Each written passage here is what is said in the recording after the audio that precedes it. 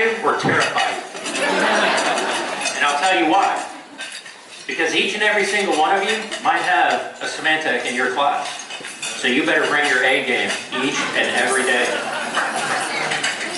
So at this time, I'll welcome Syamantak up, and please give him a warm round of applause.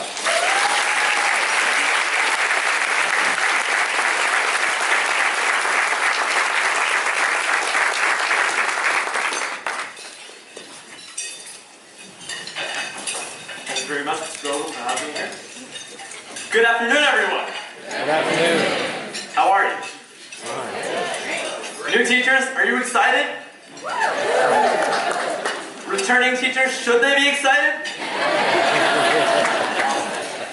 It is a huge honor and privilege for me to be standing here addressing all of you today. I'm truly honored that CCISD has given me this responsibility, and I really don't take it lightly. First, I want to start by thanking Dr. Smith for his vision and leadership and for everything he has done for this district.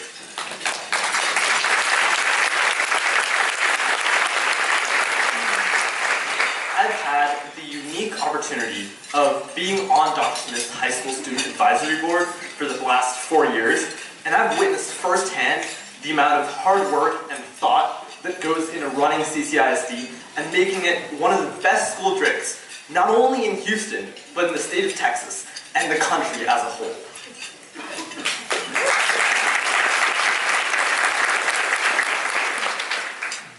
I'd also like to extend my appreciation to Dr. Eval, the CCISD Board of Trustees, the Steering Committee, and Ms. Cardenas and Ms. Sweeney for reaching out to me and inviting me to share my thoughts with you, the amazing teachers of CCISD.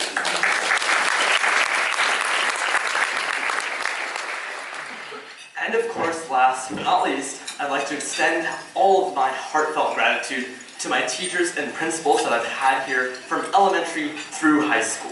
And some of the principals are present here today. Ms. McBride, Dr. Silva, not Dr. Broughton, but Ms. Cooper, and Dr. Staley.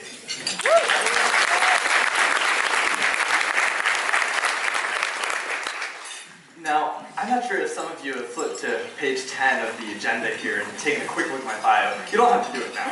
But even when I look at that page, it sort of astounds me, because I never thought I would have been able to go through my educational career at CCISD having accomplished as much as I see on that page.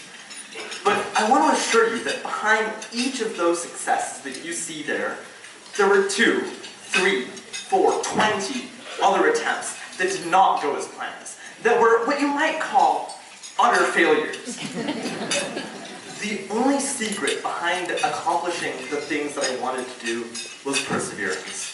Those successes were built on the steps of multiple scientific trials, recalibrating my goals and trying again when I didn't reach them the first time, and continuing to persevere no matter what. Most importantly, if I have been able to accomplish anything, it's because I've learned from the best of the best, my amazing CCISD teachers.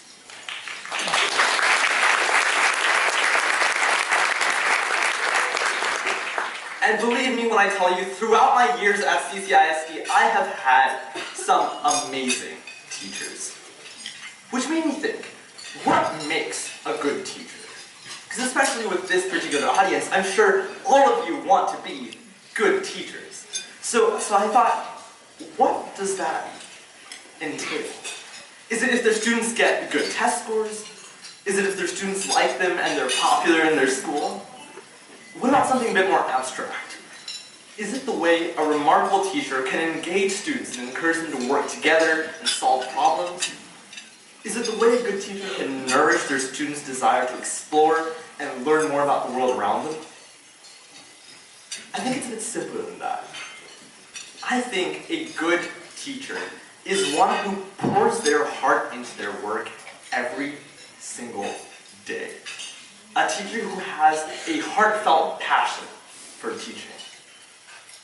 I'm sure in all your new teacher training, you've had a look at CCISD's beliefs, mission, values, strategic plan, but I want to focus on one core thought today. The idea that one's heartfelt passion creates limitless possibilities.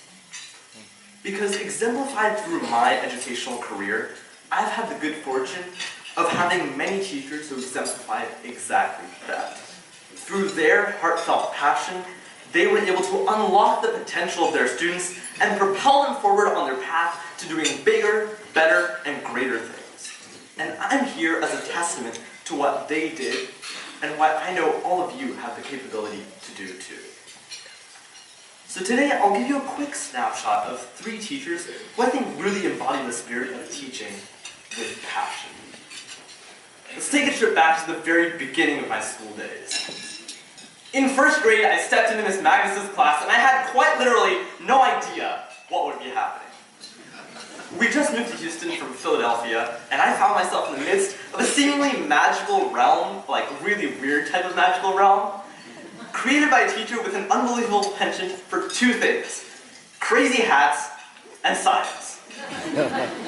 In the middle of an otherwise seemingly mundane public school, it was a haven of excitement. We didn't do exercises, we did experiments. Everything from human-sized bubbles that submerged you in the middle of the kiddie pool in the middle of the room, to chemical reactions that sent elephant's toothpaste spewing across the first grade classroom. Not only was it my first exposure to scientific exploration, it was my first glimpse at just how delightful science and exploring could be. When a first grader thinks of school, he or she probably envisions the quintessential pastoral schoolhouse. You have a coloring book with a red farmhouse and green grass, and a dusty room and a dusty chalkboard and a dustier teacher, tears down their glasses, with a menacing glare, and a ruler and an apple in their hand. Miss Magnus was partially different. She didn't have an apple in her hand, but she did have a ruler. They really are useful for measuring.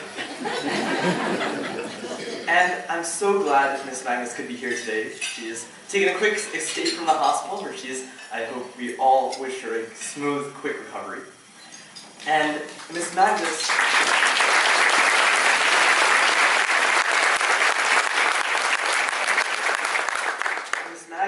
stands out from any of the other teachers I've ever had, because she was exceptional.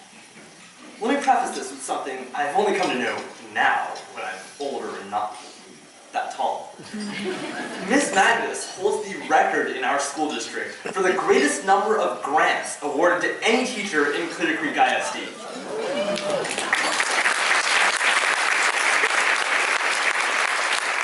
Because she takes the initiative every single year to look at the cutting edge of technology so that she can provide her students with the opportunities that most recently emerged. From smartboards and smart tables for interactive learning in my first grade class 11 years ago, to Spark robots for cutting edge technological involvement just a couple years ago, she's always on the lookout for the latest and greatest to offer her students. Now, let's take a quick hike back to 2007. Around Halloween, amid themes of spiders, ghouls, and wispy spirits, Miss Magnus brought in dry ice, and we marveled at sublimation, something we'd never seen before, let alone heard of. In the spring, which conjures up mental images of flowers and bunnies and bubble blowing, we got to experience what it's like to look at the world from the inside of the bubble. Each first grader took turns stepping in a kiddie pool, and Miss Magnus pulled the bubble around us so we could explore. And that was just a hint of the chemical reactions to come. While other classes in our grade were doing storybook renditions of the seasons, Miss Magnus brought us a cart of iPods, the first generation ones, the big ones, so we could listen to podcasts about the Earth's rotation and learn about things involving the technology that many of us hadn't been exposed to before. While other classes received handwriting homework, you could hear them groaning from down the hall. Miss Magnus went a step forward and encouraged us to simultaneously practice our penmanship as well as our typing skills in first grade on AlphaSmart keyboards.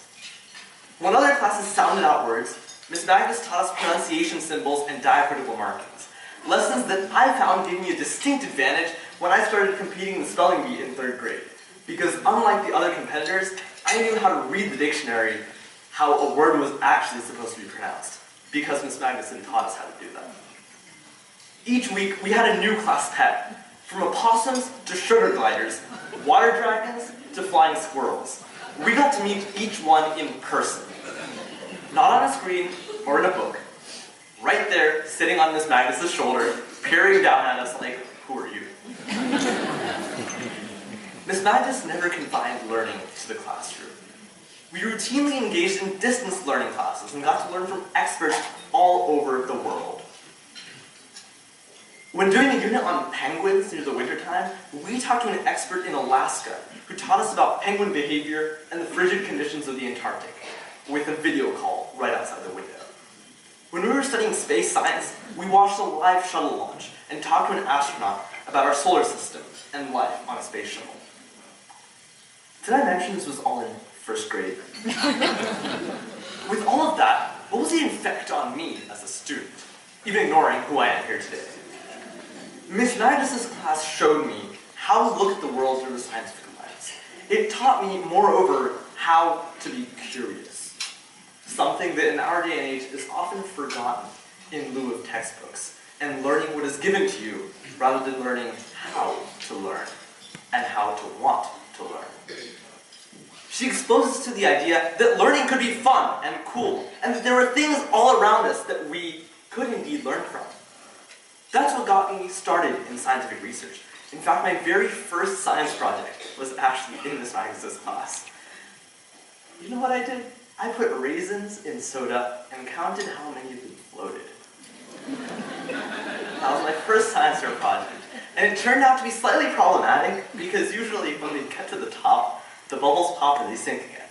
So I didn't know which ones to count. But I made some progress since.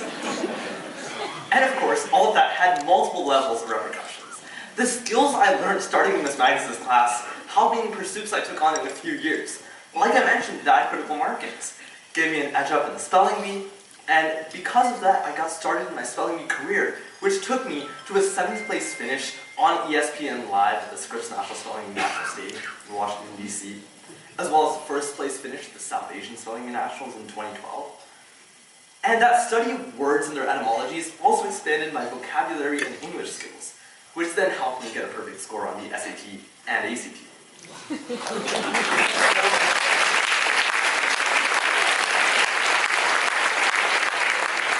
important part is that all started there in Miss Magnus's class in 1st grade.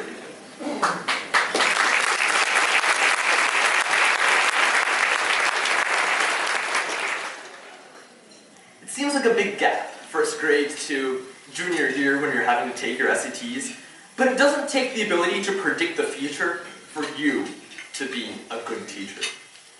Miss Magnus wasn't worried about when we would be taking our SATs and whether or not her class would help us prepare for that. Miss Magnus simply sought to provide us with the best education she could by exercising her passion for teaching and staying on the cutting edge of technology and exposing us to activities and concepts that the other classes hadn't even dreamed of. And in doing so, she helped us find our potential and equipped us for years to come from that class. Now, CCISD does a great job overall of differentiating curriculum and offering enrichment for gifted students. But let's go with the second teacher that I had in mind, Mr. Shen, who's sitting right here, who was a remarkable GT teacher in my elementary school experience. He went above and beyond in every single definition of the term. So I'll give you a little story. One day in 4th grade, for context, I was 8 years old at this point. Under Miss Magnus' advice, I tested out of 2nd grade. Mr. Shannon called me to his room, and as often happens when you get called out to a GT teacher's room, he gave me a math test. And he was like, here, take this. And so it was a multiple choice test, and he said I had pretty much the whole day to take it, and I was like, oh boy, whole day math test, oh no. So I took it, it was multiple pages long, and I sat there and finished the test, and at the end of the day, I went home, and I told my mom, today Mr. Shannon gave me a math test. And she was like, did you do well? And I said, I don't know. And the next day he called me back. And I thought, all right, he's going to tell me how I did on that math test, right? Except he was like, no. Here's another math test. And this time, it was all free response. So I had to work out the problems, not even just circle stuff after doing the problems halfway. So the next day, he calls my mom and explains to her that the first day he gave me a multiple choice end of 5th grade exam. And I got everything correct. And he was like, wait, what? Because I was 4th grader. And then to rule out the possibility that I just guessed all the problems right after doing them halfway, he gave me a free response test. And somehow I got all of them right on that one too. And so he asked my mom if she'd be okay with him pitching this case to his supervisor, of course, and asking me to be accelerated in math, since I scored 100% twice on a test that was the end of the year above me. And I was obviously ready for 6th grade math, according to him. So, there was, of course, a slight problem: my age. I was a year younger than everyone else in my own grade, let alone the grade above me, or the grade above that. And from a social standpoint, I really wasn't ready for it. So Mr. Shannon talked with the school principal. At the time it was Dr. Silva, who's now the executive director of curriculum instructions of the district. And they agreed that instead of 6th grade math, I could take 5th grade math for the rest of my 4th grade year. For the next year, they had an even bigger plan. I'd be in 5th grade, sitting in my elementary school, but I could take distance learning to zoom my way into a 7th grade math class at Westbrook in the WAVE program. But Mr. Shannon's road to this plan was fraught with roadblocks. And one of them in particular had a name: Mrs. Weiland.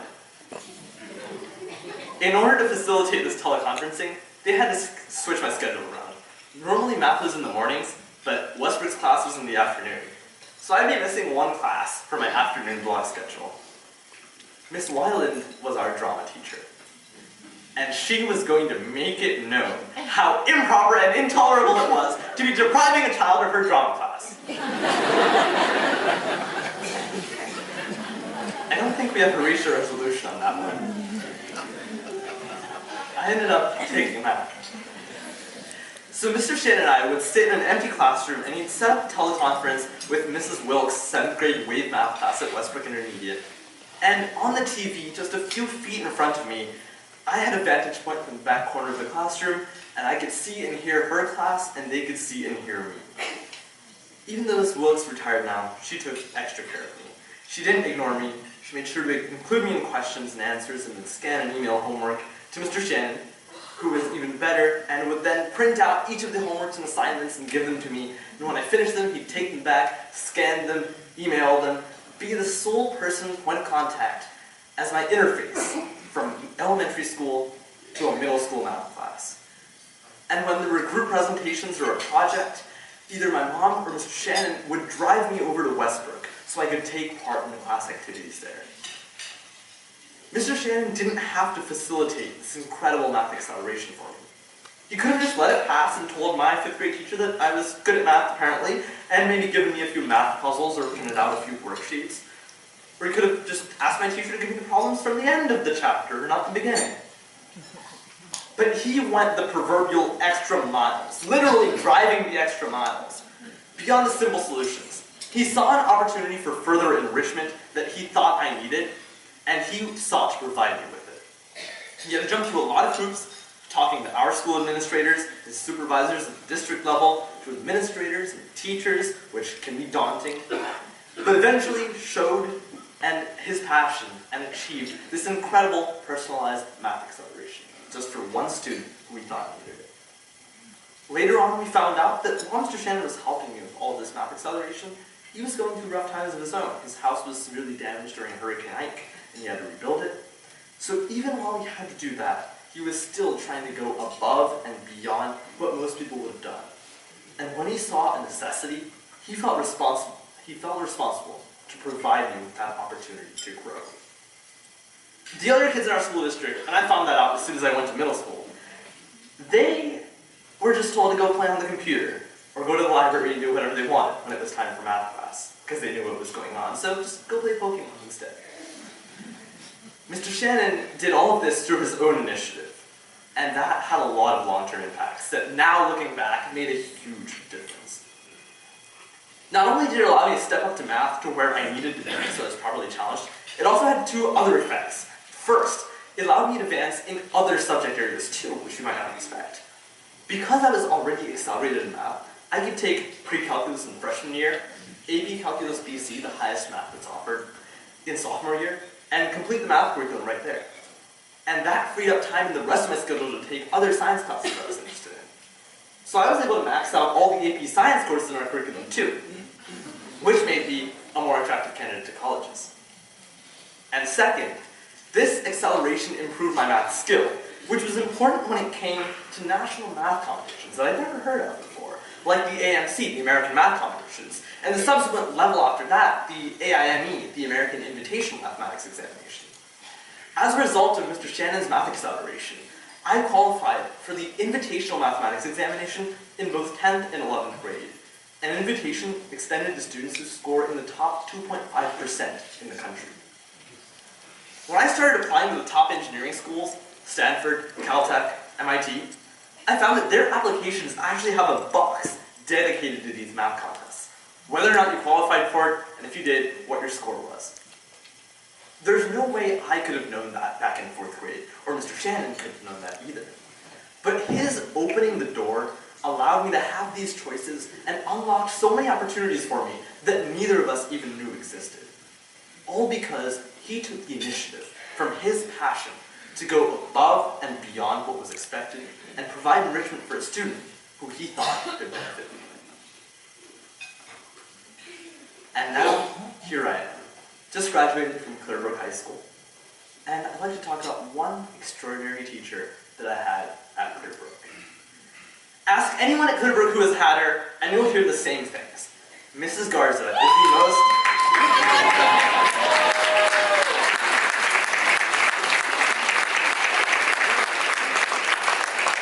Case in point. Miss Garza is the most enthusiastic, energetic teacher you will find. She's always smiling, like right now, very kind, very caring, and tremendously helpful. Now, Miss Garza is the type of teacher who has a rack full of blankets in her room for students who are cold, and establishes a creativity corner with a couch and beanbag chairs for students to relax and work on when they want to take a break from the rest of the class. She's thoughtful, she's kind, and that's the atmosphere that resonates in her room. Students come there to congregate. It's like a safe haven from the stressful life in a high school. In junior year, one of my friends and I had independent study with her during her 3rd period, which happened to be her conference period as well.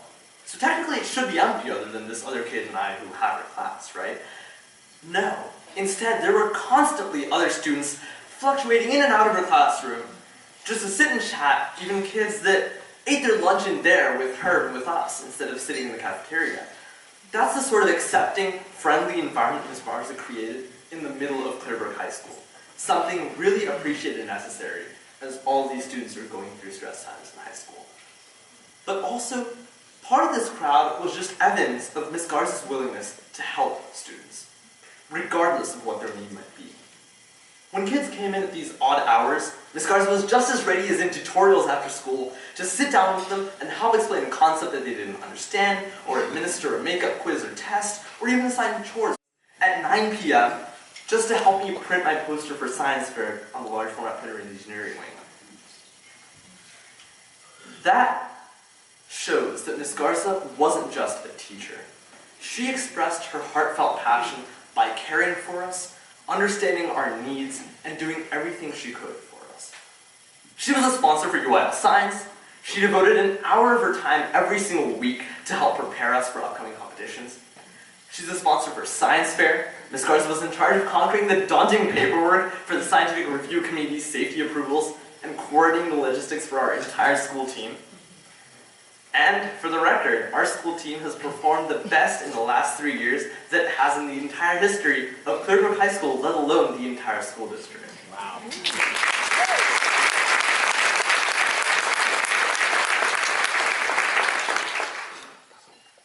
And from helping us fill out paperwork, to thinking of ideas for Science Fair, to being there at the International Science Fair with us and riding roller coasters with us until 11 p.m., Ms. Garza is there every step of the way. And after experiencing that magic at the International Science Fair, I wanted to inspire younger students in our community to just pursue these same things. Science has always been a quintessential part of who I am. So I wanted to encourage that spirit of exploration and discovery among young kids who might not have had other scientists to look up to. And I knew the best way to do that would be to create a club and institutionalize it so it could continue even after I was gone. And in high school, if you want to create a club, you need an adult teacher sponsor. So when I approached Ms. Garza with an idea to start a club, I was expecting at least a little bit of hesitation. Maybe, I'll get back to you on that. An idea where, it's really not going to happen. But no, she supported my idea immediately. And that's how I started CORES, Community Outreach for Education in STEM. With Ms. Garza, I was able to spearhead a year-long program with 30 students in grades 3 to 5 at Green Elementary.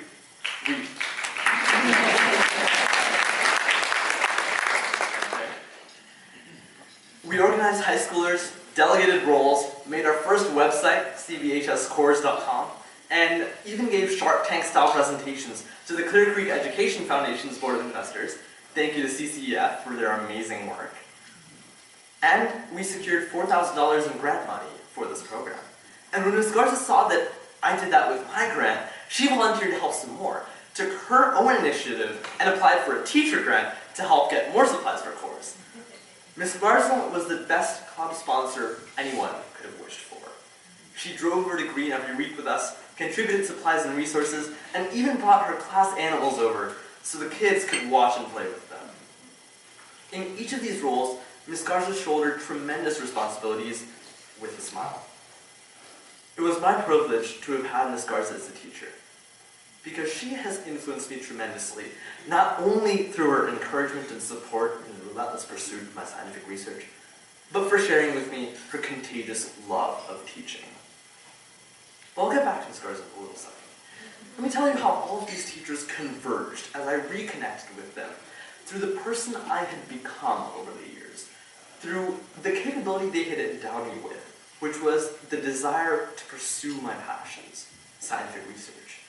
It was almost a symbolic representation of how my entire school career had culminated in this experience and in this person.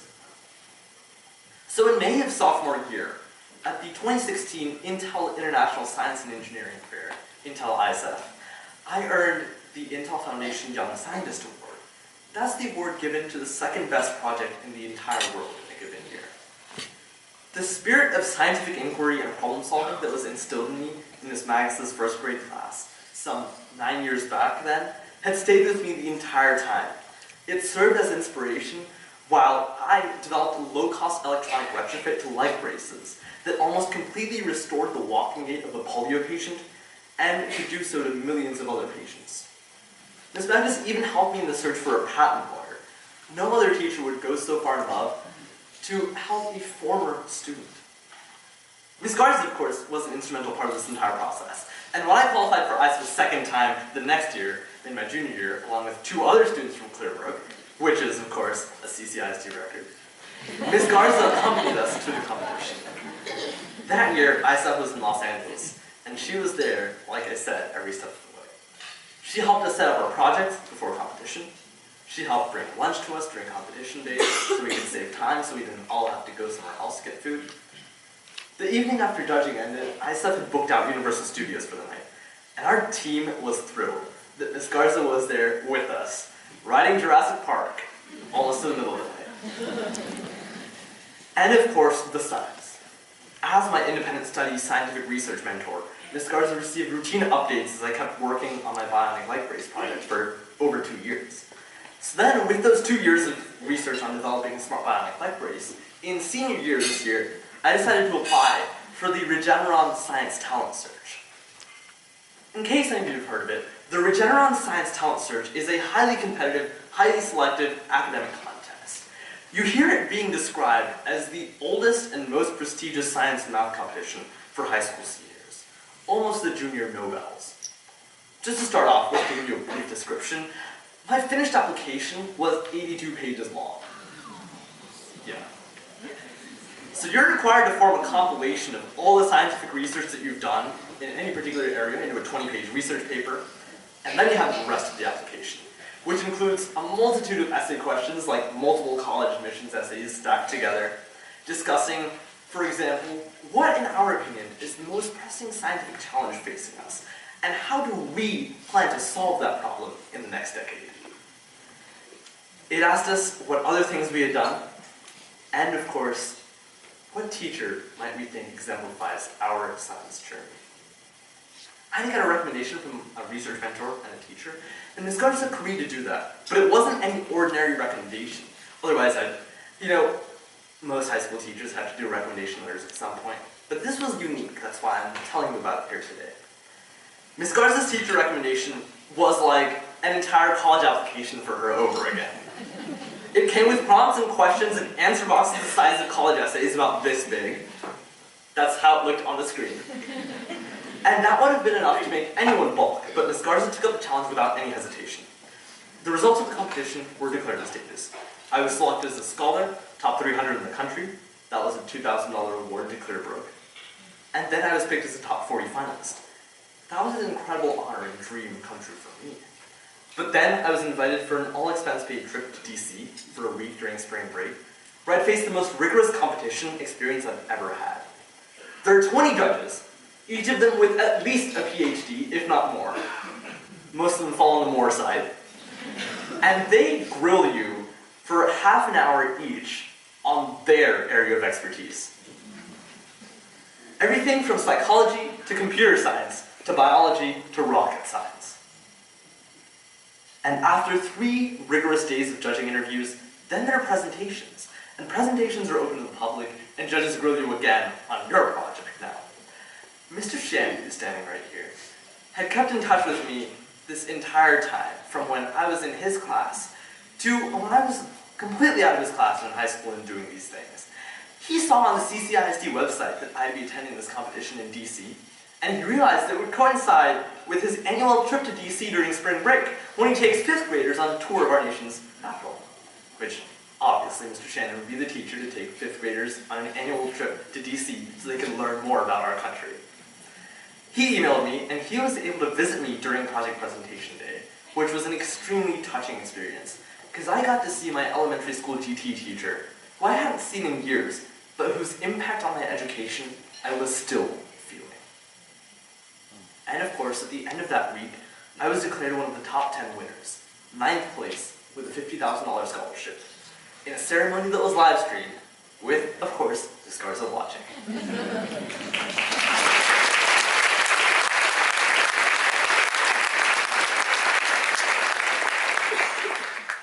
Now here I am, after all these years, remarking on teachers that I've had throughout my life. So I've been talking about one of the elements with CCISD's mission statements, right? I'm sure you know CCISD's objectives, that each student should be able to sustain a fulfilled life and actualize his or her personal talents and interests, that each student should be able to optimize their potential by continuously setting and achieving individual learning goals, that each student should be able to actively enrich and advance his or her community and greater society. I am testament to the fact that when you have teachers who are that passionate about teaching, these objectives are not just attainable, they become reality. These teachers who are able to see beyond the age of a small child and inspire and lead them to greater horizons. They were genuinely interested in their students and worked with each and every one to address their strengths and weaknesses. They all went the extra mile to make sure that they were offering their students the best and nothing but the best. They poured their heart into helping their students learn, and as a result, were a catalyst for students to excel. As Donovan Livingston said in Harvard Graduate School of Education's 2016 commencement, "Today, when I look my students in the eyes, all I see are constellations. If you take the time to connect the dots, you can plot the true shape of their genius, shining in their darkest hour." Are we not astronomers looking for the next shooting star? We teach in hopes of turning content into rocket ships, tribulations into telescopes, so a child can see their potential from right where they stand. John Quincy Adams said, "If your actions inspire others to dream more, learn more, do more, and become more, you are a leader." And I want all of CCISD's teachers, the ones who are here and the ones who are throughout the district doing their amazing work, to be leaders. The choice is yours to have this passion, to spark the magic, to be not only the best teacher you can push yourself to be, but also the best person. To nurture, guide, to bring out the best in your students. Because I know you can. Because you have in me. If I asked you to rate people in our world that have an impact on our country, what our world is going to be like 5, 10, 20 years down the road, you'll be tempted to mention people like lawmakers, politicians. They change the rules the way our country runs. They have an important job. Innovators, the next Steve Jobs could change all the technology we use. But I believe in something more important. I believe in you. Yes, all of you who are here today. It starts from the teachers. Through the dozens and hundreds and thousands of students you impact, you, I'm proud to say, are our direct link to the future. So go out there to our classrooms every day and change the world.